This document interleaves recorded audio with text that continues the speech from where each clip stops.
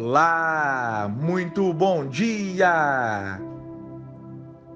Eu sou o Pedro Quintão e esta é mais uma mensagem da série Café com Fé. Aqui você começa o seu dia sob as bênçãos do Altíssimo. E hoje é quinta-feira, dia 16 de novembro de 2023, e eu tenho uma palavra do Senhor diretamente para o seu coração. Meu irmão, minha irmã, eu vou começar este Café com Fé com uma pergunta que pode intrigar você. Vamos lá. Você é águia ou galinha? Vamos explicar o que isso significa. Tem uma história que é o seguinte: certo dia, um homem que era um fazendeiro, ele estava caminhando e achou ali um filhote de águia. Então aquele homem decidiu pegar aquele filhotinho de águia, levar para a sua fazenda, e como ele não tinha nenhum outro lugar melhor para criar aquele bichinho, ele decidiu colocar o filhote de águia no galinheiro. Isso, junto ali com as galinhas. Pois bem, o filhotinho foi crescendo, crescendo e se tornou de fato uma águia. Só que havia um porém. Aquela águia não se comportava como uma águia. Aquela águia se comportava como uma galinha. Ela ciscava no chão, ela não alçava voo, enfim, ela se comportava exatamente como uma galinha. Foi então que certo dia chegou um amigo desse fazendeiro para ir lá visitar ele, visitar a fazenda, e ele olhou para o galinheiro e se deparou com aquela águia lá dentro. E ele virou, para o fazendeiro e falou: "O que essa águia está fazendo aí?" E o outro homem respondeu: "Ah, ela não é uma águia na verdade. Ela é uma galinha. Olha só, ela se comporta como uma galinha, ela cisca, ela não voa. Ela é uma galinha, não é uma águia." E aí o outro homem replicou: "Não, ela é uma águia sim. Quer ver? Eu vou te provar. Eu vou fazer ela voar." E no primeiro dia, o homem tentou fazer a águia voar e não conseguiu. E o fazendeiro, que era até então o dono daquela águia, virou para ele e falou: "Tá vendo só? Não te falei? Não é uma águia, é uma galinha." E o homem replicou novamente: "Não, eu estou te dizendo, é uma águia e eu vou fazer ela voar." E aí, no dia seguinte, novamente, o homem tentou fazer a águia voar e nada. Pelo contrário, a águia olhou ali para as galinhas ciscando, desceu das mãos do homem e foi ciscar junto com as galinhas. "Não te falei que era uma galinha e não era uma águia?" disse o fazendeiro. Mas aquele homem não desistiu. E chegou o terceiro dia. Ambos levaram aquela águia que se comportava como galinha para o alto de uma montanha. E aí o homem colocou aquela águia na palma das suas mãos e falou para ela: "Voa, voa." E como se a águia tivesse até compreendendo as palavras do homem, ela fitou os olhos no horizonte, viu o sol a brilhar, viu aquele céu imenso à sua frente e, enfim, aquela águia alçou voo. Ela abriu as suas asas de forma majestosa e voou. Moral da história, meu irmão e minha irmã, o que nós queremos dizer com isso? A Bíblia diz, lá no capítulo 1 do livro de Gênesis, no versículo 26, que nós, homens, seres humanos, fomos criados à imagem e semelhança de Deus. Às vezes nós ficamos admirados com a imponência de um leão, com a força de um tubarão, até mesmo com a majestade de uma águia. Mas, meu irmão e minha irmã, não há nenhum outro ser vivo parecido com o ser humano, porque só o ser humano foi criado à imagem e semelhança de Deus. Só que às vezes nós nos esquecemos dessa verdade. No Café com Fé de ontem, do dia 15 de novembro, eu falei sobre nós sermos programados para a anormalidade, programados para viver ali uma corrida dos ratos, uma vida vazia, sem propósitos, um trabalho por trabalhar, mecanizado, robotizado, imposições e pressões sociais que nos fazem viver uma vida que nos foi imposta, que falaram para nós que era a melhor vida a se viver. E aí nós abrimos mão, abrimos mão, abrimos mão. Não, eu tenho que abrir mão em prol da empresa.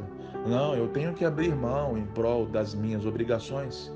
E aí perde-se o crescimento dos filhos, perde-se momentos preciosos com a família, perde-se sonhos, viagens. Enfim, perde-se tudo aquilo que a pessoa gostaria de ter vivido.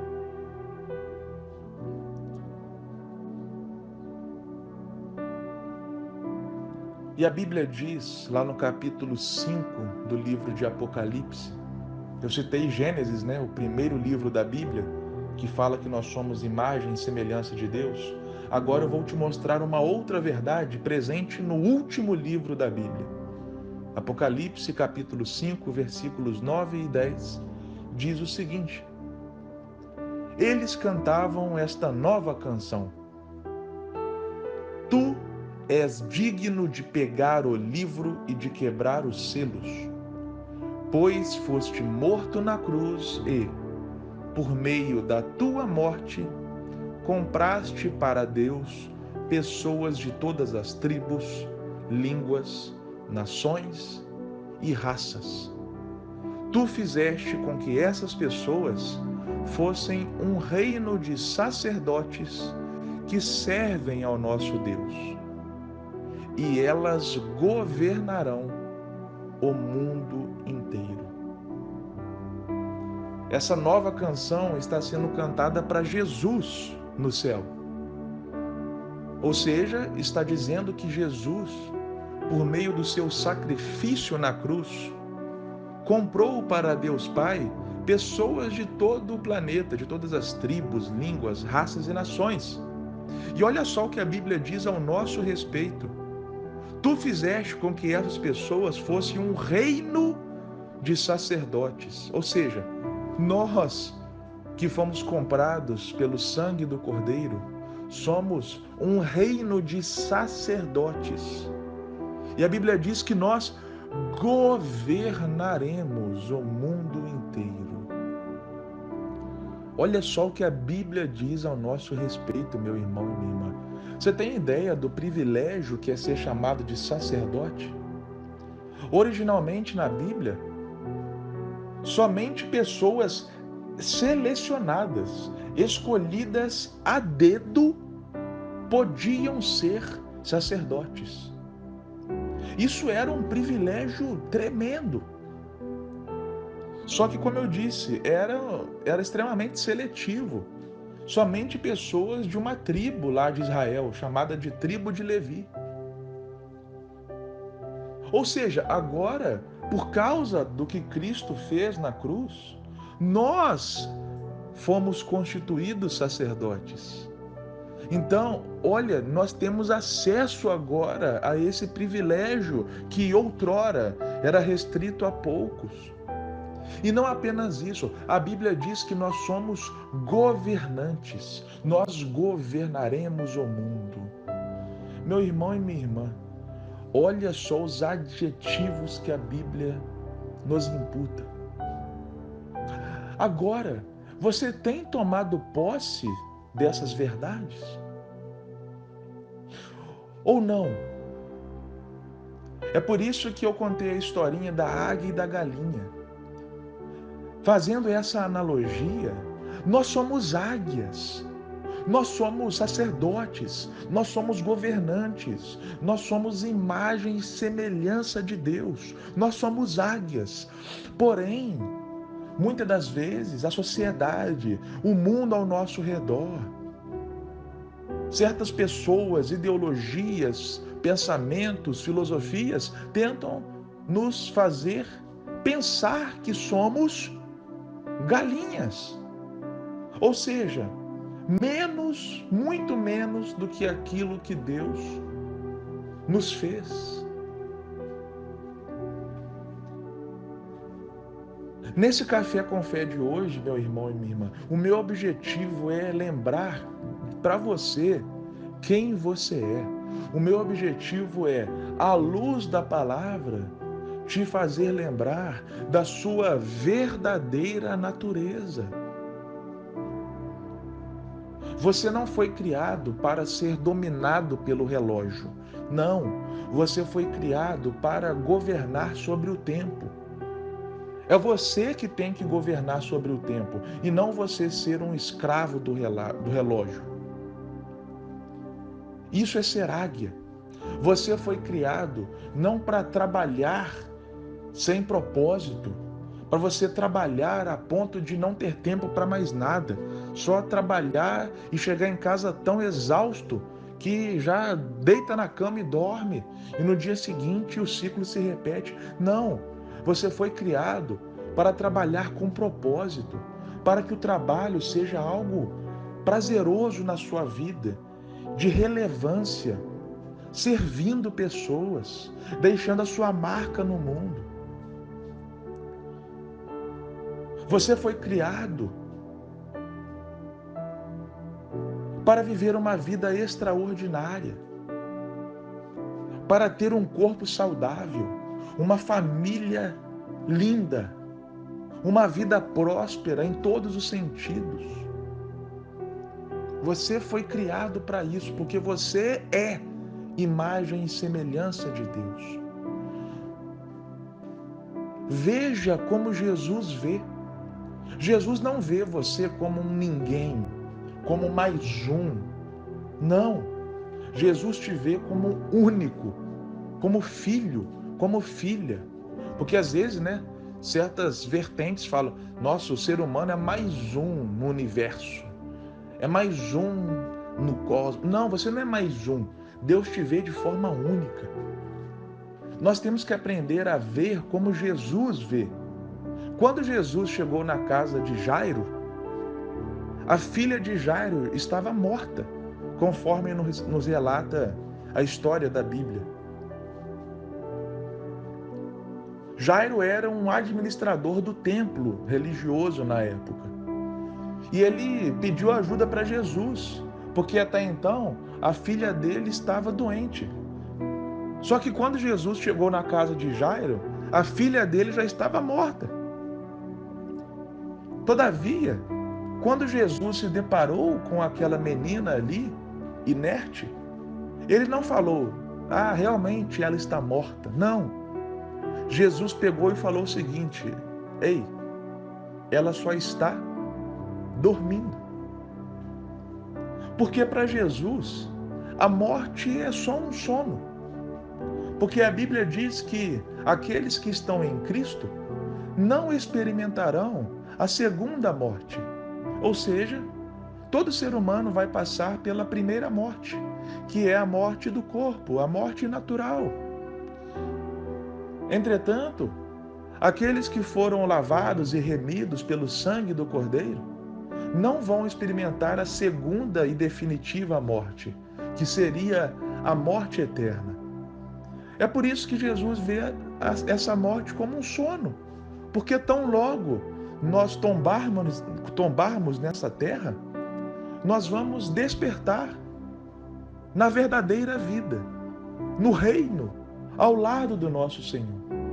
Então esse é apenas um exemplo de como que Jesus vê as coisas. Enquanto as pessoas ali na casa de Jairo diziam que a menina estava morta, para Jesus ela estava apenas dormindo.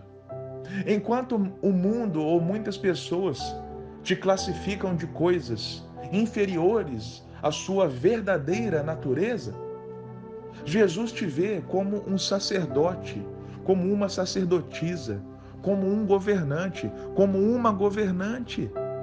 Então aprenda a ver o mundo e ver você como Jesus vê. Dessa forma, você nunca se comportará como galinha, porque quem é águia se comporta como águia, e você é águia, você é imagem e semelhança de Deus. Então tome posse dessa verdade e dê vazão a tudo o que você é. Amém.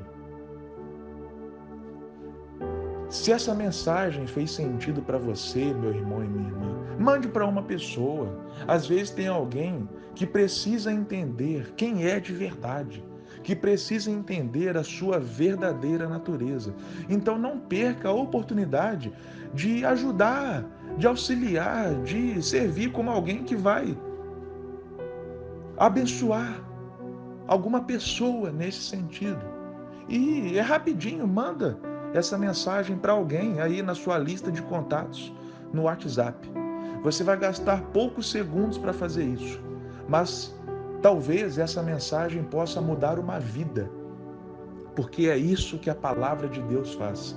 Ela muda vidas, ela muda histórias, ela sela destinos. Amém?